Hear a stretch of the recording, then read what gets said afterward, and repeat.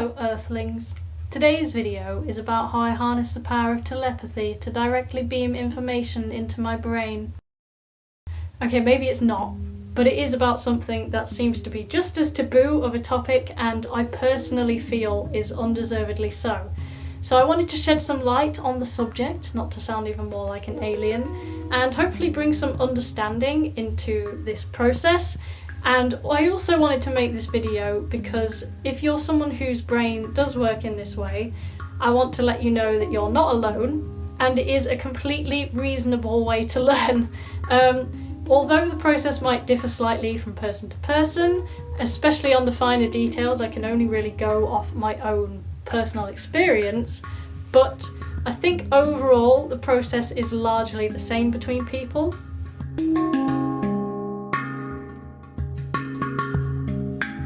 So what do I mean by learning telepathically? I mean being able to learn something to a reasonable or high standard without much or sometimes any physical application. So as an example, if I want to learn a song, there's a couple of ways I can go about it, and that just kind of depends on what song it is. Either way uses the same process, but it just depends on at what point along the line that process comes into play. So process A is I'll listen to the song, have a play around during that first listen and figure out any bits I can on the instrument. I'll map out what I can of the structure of the song and get a feel for how complex it is and how many unfamiliar ideas there are in the song. So by unfamiliar ideas, I don't mean bits of the song I already know or I've already heard, because as a general rule I haven't heard the song at all. I mean any patterns within the song that I can recognise that match other songs I've learned. I'll go into that more when I explain process B. But after that first listen, if the song isn't a huge prog epic, I'll generally have a pretty good map of the structure of the song. I'll also have mapped out at what point I made any mistakes and what I need to do to correct them. So if it's a fairly straightforward song, I may even end it there. But if it's a bit more of an involved song, then on my second playthrough, I'll correct any mistakes, work on smoothing out any transitions, work on learning any fills if it's something that I need to learn note for note, or I will work on adding some finesse and having a play around, improvising over it and just seeing what flavour I can add to it. If it is a really involved song, i.e. a prog epic, I'll repeat this step until I'm satisfied, and that could be once more, it could be 10 times more. It really just depends on what the song is. Then from here, I begin learning telepathically. But before we get into that, I need to go over process B. So process B is I'll hear a song, and without even touching the instrument, I'll have a pretty good idea of how it's being played.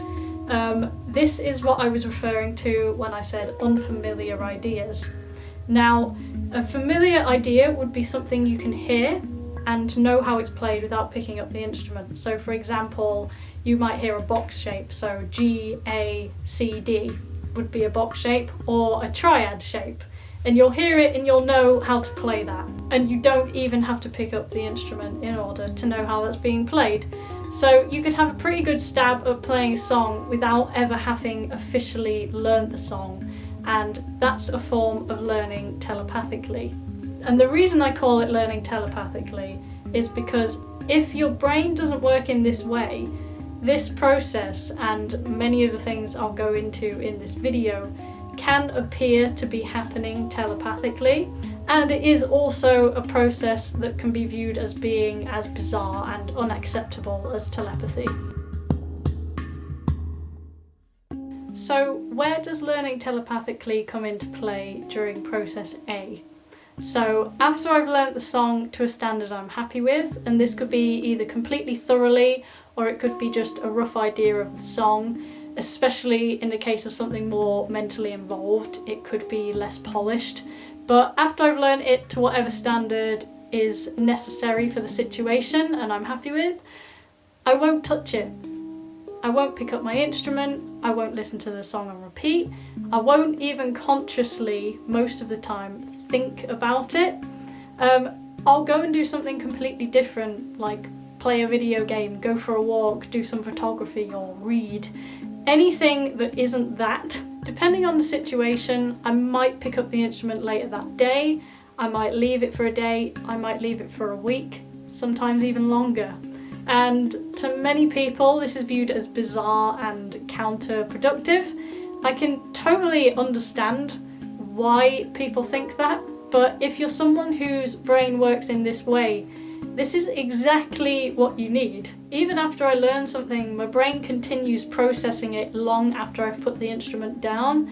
Sometimes I'll consciously think about it if I need to, but even subconsciously when I'm doing other things, this thing is still processing it. As a general rule, I probably don't practice physically as much as is expected of a musician, and I hear things like, you haven't played in ages and yet you've picked up the instrument and you're better than you were before. How? How is this possible? And I can understand the confusion, but I can also explain what's going on there. I don't practice physically as much because my brain doesn't work in a way that requires me to be doing something physically in order to be practicing it. And instead, my brain works in a way that I'm never not practicing. So this, to the outside world, obviously is invisible or telepathic. So anything I'm learning, but in particular music, is like a computer program that's always running in the background. It's never not thinking about it. And even when I sleep, apparently, I play air bass. Slightly embarrassing to know that, but there you go. So it's always improving, processing, pondering, and expanding on whatever I'm learning. But by the time I pick the instrument back up, I'm better at it than I was when I first left off. And this works on a smaller scale too, so if I'm learning something that's particularly challenging for me, I'll pick out bits of the bass line or whatever instrument I'm learning it on, or I'll learn a really challenging riff, and if I'm struggling with it or if it's just mentally a lot to take in, I'll go away and play something totally unrelated on the bass, or maybe even just quickly walk around the room, just something that isn't that. And by the time I go back to the riff that was challenging me, or the bit of the song I couldn't quite pick out, because I do most of my learning by ear, when I go back to it, I'm much better at it. I've learned that my brain processes things much better by just being left to it than it does by drilling them over and over. So learning the way your brain works really just comes from experience of doing it. It's another familiar process. When you first start something, it takes time to become aware of how your brain works best depending on the situation, but once you've got a certain amount of experience, you start to be able to go, I know what I need to do in order to be able to do this most effectively for me. And the same thing goes with hearing familiar ideas in songs. So when you first start out, you could hear a box shape or a triad, and you won't even necessarily be aware that that's what you're hearing, or that that is even a thing that exists on the fretboard. But as you start learning more and more songs, you become acquainted with these patterns and these shapes, and then you start to be able to listen to a song and go, they're playing a box shape, they're playing a triad, they're palm muting that. And then before you even know it, you can start guessing where a song might even go next, and that only keeps expanding as you keep learning things. I think all musicians do this to an extent, but I think it's just amplified in people who work in a more internal or intuition-based way. For me, I can learn a song without having an instrument to hand, just based on recognising what shapes are being played and connecting the dots, you could say, recognising the patterns. But I'll need to pick up an instrument to be certain what key it's being played in, because I don't have perfect pitch. And although there are certain pitches or keys I can recognise, and as a general rule I can take a pretty good near enough guess at what key it might be, I can't be sure. So that's an example where I'd need to pick up an instrument physically in order to learn something. But the good thing about these shapes is they're played pretty much the same way in every key, and as soon as you pick up the instrument, you just need to apply it to whichever area of the fretboard it needs to be played in. I'll go through phases where I practice physically a lot. and there are certain things that can only truly be learned by physically doing it. Sometimes I might be able to take a guess on how to do it based off intuition and any familiarity I can find in it, but I'll still need to test it out physically to know for sure. And even if I am right, I still need to pick up the instrument physically to get it into my muscle memory, and also to highlight any pitfalls or areas that I need to improve on, and how to improve on them. Another instance is if things start to fade from memory, so I'll have to physically practice them to reinstate them and to tell my brain this is something that you need to remember long term, so please don't forget it. There's also a point where if I've only done the mental work on something, I will eventually have to and want to put it into physical practice. Even things like learning to improvise over music, learning to use a looper pedal on time, are all things that need to be done physically to really actually fully grasp what you need to be doing. Obviously, I enjoy playing music anyway, but I'm just talking from a purely learning point of view here. When it comes to drilling things over and over, I will do that to an extent, but I've learnt to recognise at which point in the process it becomes detrimental to me. So I can remember when I was first starting out, I would play things over and over and get progressively more frustrated, and it didn't matter how many times I did it, I wasn't getting better at it, I was getting worse and just not making any progress. But I started to notice that when I just took a breather and I played something totally unrelated or did something else, that when I came back to it, I would just kind of almost magically be able to do it or be much better at it, despite the fact that I hadn't knowingly practiced it. So I also started to feel when the right time would be to keep pushing on something if I was about to make a breakthrough, because some struggle is inevitable and fun, but when it turns into unproductive brain fry, that's when it's time to give your brain space to actually process it. Learning to feel the difference just comes with time. Some people don't work in this way, and even for people who do, where that limit lies really does depend on the day, what you're learning, the environment. It's just about respecting what your brain is trying to tell you. You might be wondering, if physical practice is necessary in order to fully grasp something, why don't you just practice physically all the time, even though you can do it in your head? And for me, and I think most people who work in this way, interfering with that mental process by practicing physically all the time actually impedes progress. I have a good radar of when it's time to bring something into the physical world, or if there is something that can only be done in the physical world. But that process of allowing your brain space to actually work on things internally is a really important one if your brain works in this way.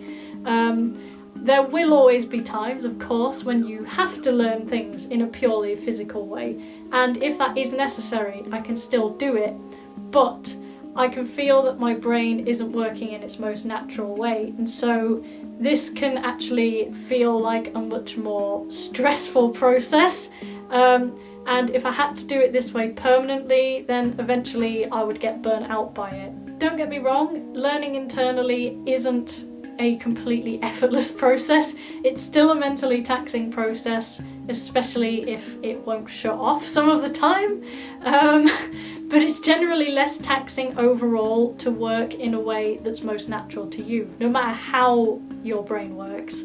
But I also find learning telepathically is a good exercise as well, at least for me personally.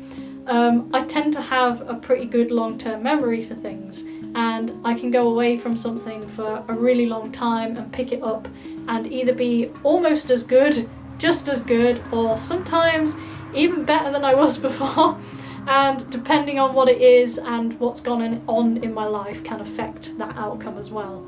I think it's good practice to stretch your mental capacity and to teach your brain that it might actually need some of this stuff long term down the line when it doesn't expect it.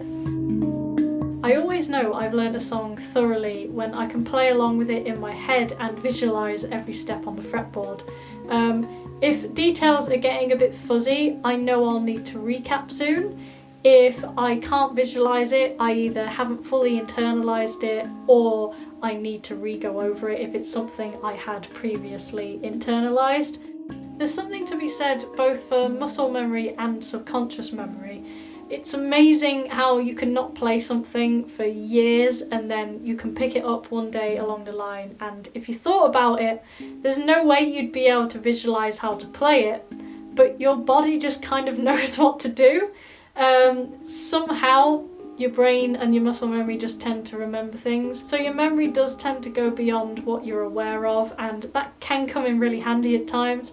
Obviously, if you have the luxury, then it is always a good idea to recap anyway.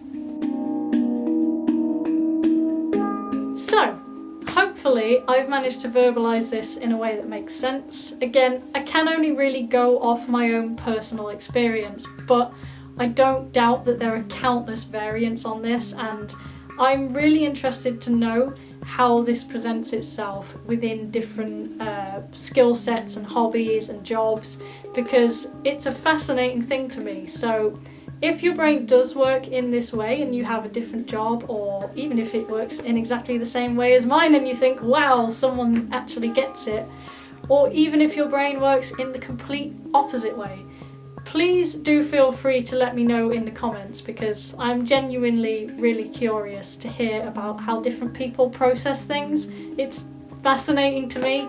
So hopefully I've done an okay job at kind of expressing the overall idea of this. But thank you very much for watching. I'll put a link to my original music in the description, and I'll also put a link to my Patreon if you feel you'd like to support the channel further. No pressure, but thank you very much for watching, and I will see you next time. Bye.